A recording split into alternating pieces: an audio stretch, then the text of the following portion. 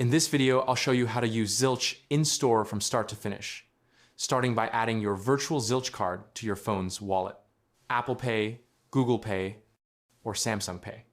So you can tap to pay at the register, then opening the Zilch app and selecting in-store.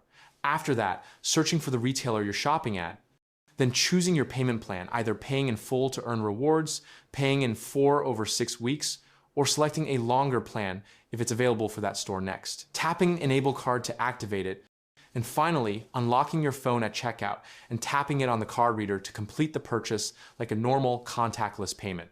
Just remember, the enabled card typically stays active for a limited window, often around 2 hours.